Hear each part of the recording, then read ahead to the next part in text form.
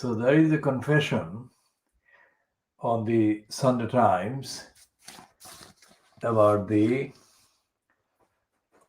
agenda of privateering that is taking place under the cover of the task force fronted by the likes of Dido Harding.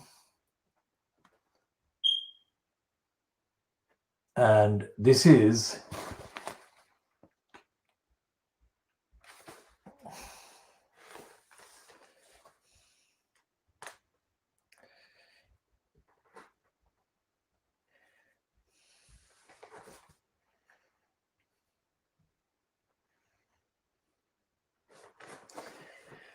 and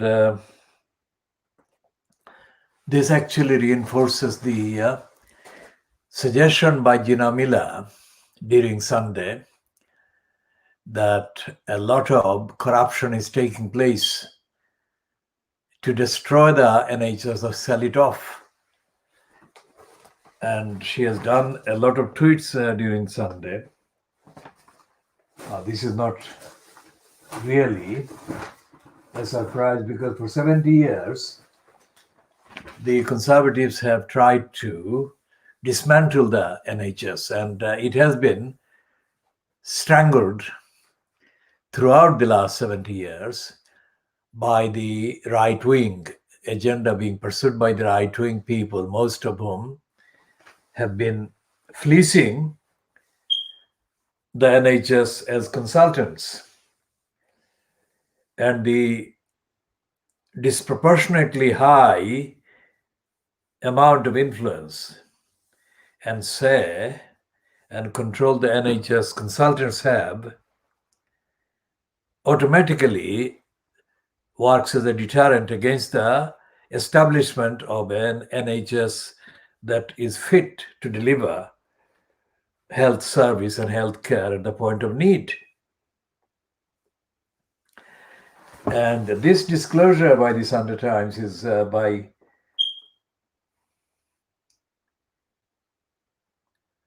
this is the one about Kate Bingham making a presentation, and that has come out. But the same thing, the same ideas are being driven through by Dido Harding as well.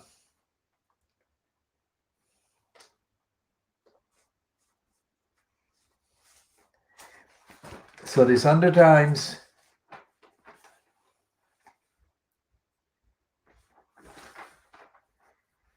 is doing a rare thing there, even publishing that thing.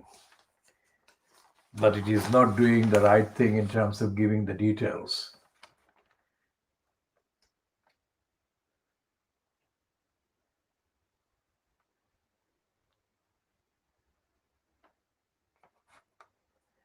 Because the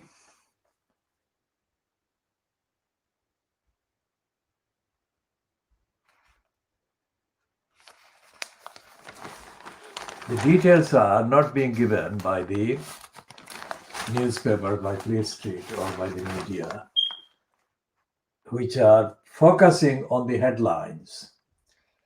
And these headlines are political. That is politically biased in favor of the cons. And they are not evidence-based reports about the various particular physical kind of dynamics and processes of the virus and how it affects the people and what it does when it affects the people and what happens in the process and why, for example, there has been less than a week of treatment for Johnson, allegedly for the same disease, and Johnson is apparently back to work normal, whereas the likes of Derek Draper have been struggling for 250 days almost and are unable to even speak except the word pain that his wife Kate Garraway has told the Fleet Street. what is the difference? Because if there can be such a gap, nearly 250 days and less than a week, what makes the difference? And the same thing applies to speculation that is circulating in America, suggesting that Donald Trump faked his infection as a part of a political propaganda to show that he's vigorous and all the other things, and that he is kind of in good health in order to get the confidence of his supporters in 2 days' time. I mean, what is the difference between him and the hundreds of thousands of the ordinary Americans who have died? What are the key factors that distinguish Trump's alleged infection and the lethal infection of the hundreds of thousands who died in America? So this is what the media is not reporting. So the gullibles and even the conscientious and concerned and aware and alert viewers and readers are left hardly any information about the real thing. And the Sunday Times other piece about the A&E, accident and emergency patients said to be turned away if virus not reined in.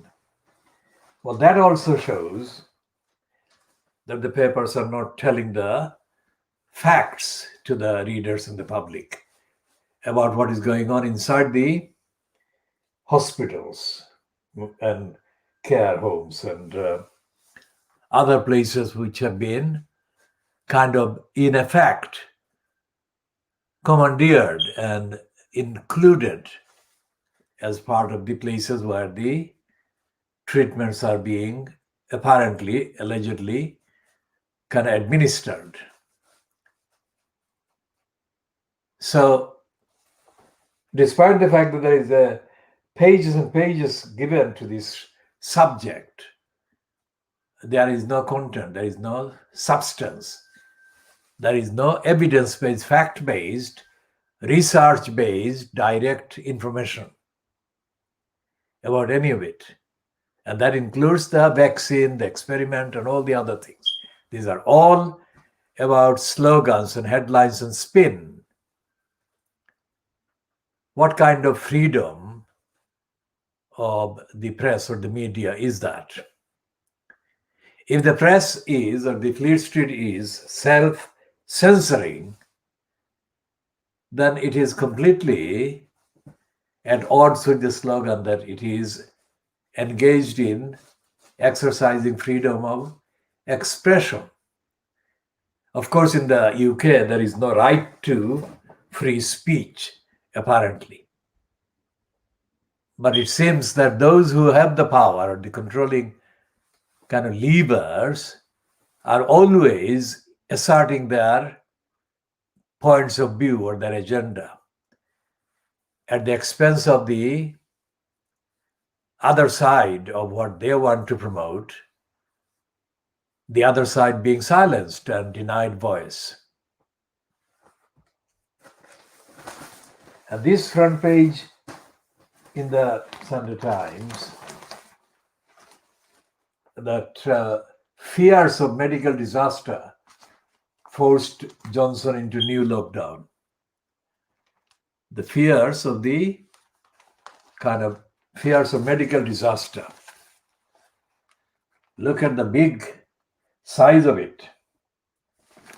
The medical disaster that they are discovering today has been there all the time. And the medical disaster has been happening even before the pandemic, even before this particular COVID-19 virus appeared on the soil of the UK. Hundreds of thousands of people needing proper medical and health care are being neglected every year. That has been the case throughout. And the Fleet Street kind of media, so-called, in the front pages, don't recognize that, don't report that. And they have not reported that, they have not covered that. And what they're doing today, all of them,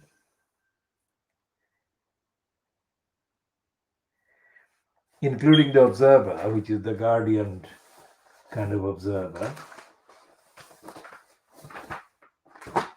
and even the Mail on Sunday, which is talking for the first time about the civil war, that phrase that normally reserved for the Labour Party. Slightest excuse and they will say the Labour Party is plunged in civil war, whatever it is.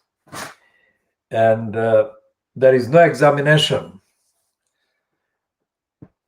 in terms of talking about the civil war, about the Labour Party. The Fleet Street papers are not examining the evidence that was allegedly used to publish the report under the auspices of the Inequality and Human Wrongs Commission that has been used as the peg, as the pretext of the banner to attack, ideologically attack the opponents of conservative, reactionary, right-wing, racist, imperialist kind of holders of power. There is no discussion of that at all. What there is a discussion about is the fact that Corbyn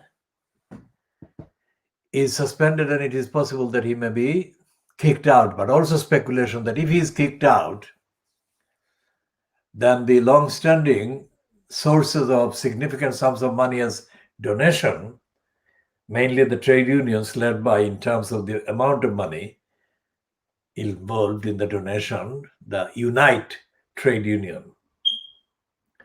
which used to be called Transport and General Workers Union until about 12, 13, 14, whatever number of years ago. And numerically, it is probably the largest one. And so it has been reportedly donating about 8 to 9 million pounds on average to the Labour Party every year. That is a kind of known factor, and it's not a surprising factor, because more than that amount has been donated every year to the Tories, the Conservative Party, by much more sinister and openly corrupt criminal elements that have been given kind of a wide platform by the conservative criminal regimes, and the money comes from various so-called foreign countries, billionaires. And of course, their counterparts, operatives with British nationality, whatever. But British nationality itself is a dubious concept, because most of the criminals have either directly or through their offspring or their agents acquired access to the tag British citizenship.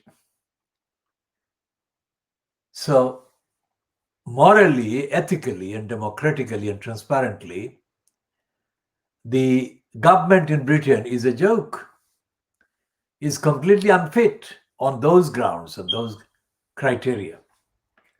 And we are talking about this even before mentioning in this particular kind of section or edition. The many illegalities that the UK government and institutions are perpetrating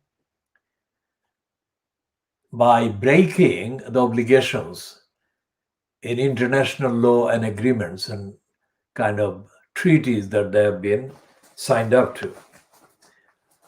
As a result of those treaties, the UK system potentially was due for civilization, because without the international treaties and declarations and human rights kind of input, the traditional Little England kind of foundation has been a dark age foundation.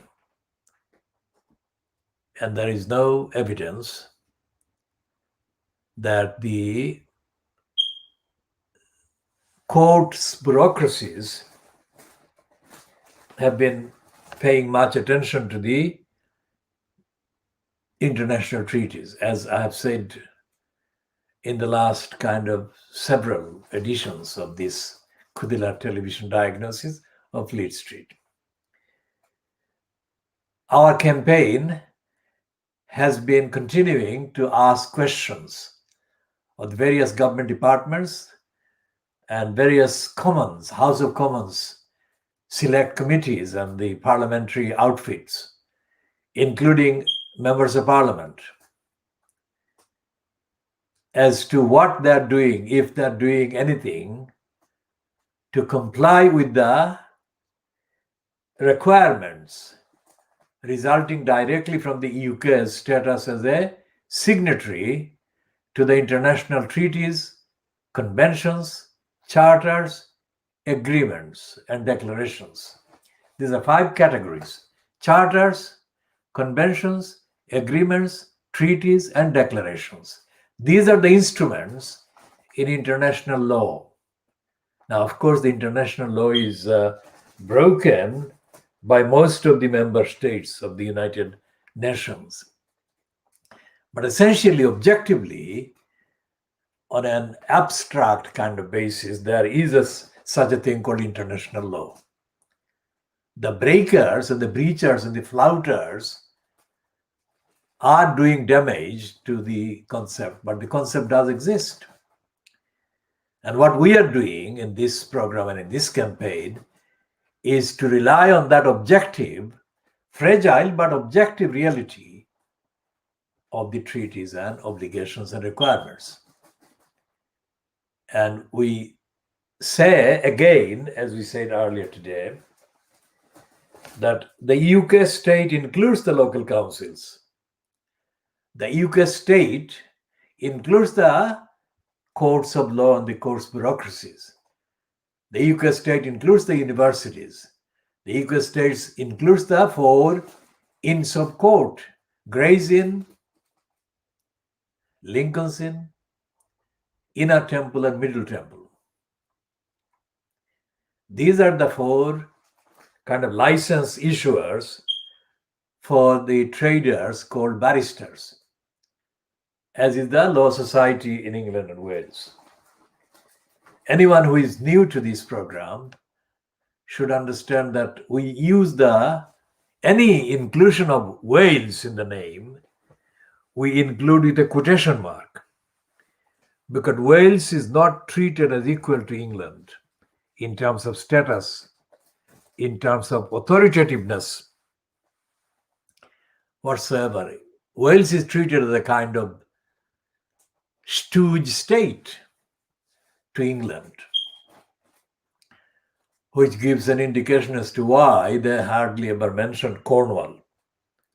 Cornwall is an entity of its own, but it is completely abolished and subsumed by the English name and the English formal nomenclature.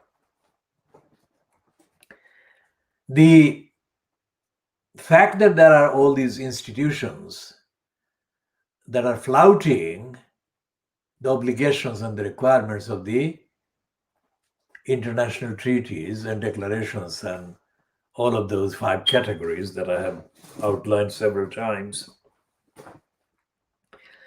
makes the many in this country, as opposed to the few, unable to exercise access to remedies according to the rule of law or due process. And that is how, by default, by a criminal culture of default by the various institutions and parts of the UK state, criminal violations of rights are committed with intent, and the violated do not have access to the kind of service of the courts to secure remedies against the violations. Now, this is a narrative, this is a fact-based, exclusive diagnostic analysis that will not be found in any known kind of academic institution offering any level of law course or law degree, whatever, in this country. Because the set of myths and lies on which the English law, the British law, the legal system is erected, at the core, at the center of the lies are these violations of the world. And so therefore there is that in common between the Fleet Street media, the mainstream media, and the court system and the academic institutions, that they don't recognize the world. And if they don't recognize the world, the question arises, can the world make the British institutions comply with the requirements and the obligations and duties that arise from their status as signatory members or signatories to these declarations, the agreements, the conventions, and the treaties and the agreements? And the answer is no, because there is a game going on, and it has been going on for decades, since the foundation of the United Nations in the 1940s. The game is between or among the members of the Security Council. The reason is that only they have, each one of them, have so-called veto about what the United Nations can pass or not, or enforce or not. So the United Nations, despite the preachery posts by the current Secretary General, Antonio Guterres, and he's doing safe preachery tweets every day, and they are not hurting, or they are not actually having any impact on the breakers and the breachers of the conventions and the requirements of the treaties. So when there is robbery of the NHS resources and kind of position and power of the NHS potentially to deliver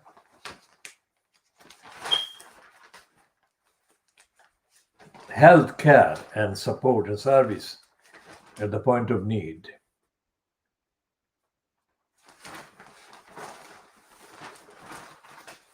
they have got absolutely no accountability anywhere, because accountability can be tested by the challengers of the violations seeking a declaration, that is to say the judicial review, or a declaration as a ruling by the quote superior courts, the Court of Appeal or the Supreme Court, or even a divisional court like the Queen's Bench Division, which is numerically the most overloaded division of the divisional courts. There is no accountability there is no audit of the court system from any standpoint, any independent transparency standpoint, let alone from the standpoint of the total corruption and racism and nepotism that the court system and the legal bureaucracy actually practices. So when the council, for example, like Tower Hamlets Council, gets the spin that it has charged ex-employee of the council with 3 counts of housing fraud, it is given automatically, it is given the kind of benefit of that claim without it being examined, diagnosed, and the veracity or the truthfulness of it is never investigated or scrutinized.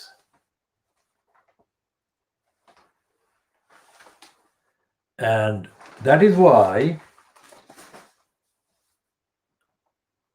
in Tower Hamlets and in similar councils, there are thousands of people shown regularly every year to be on housing waiting lists. There is no details as to why so many thousands are on the housing waiting lists of these councils.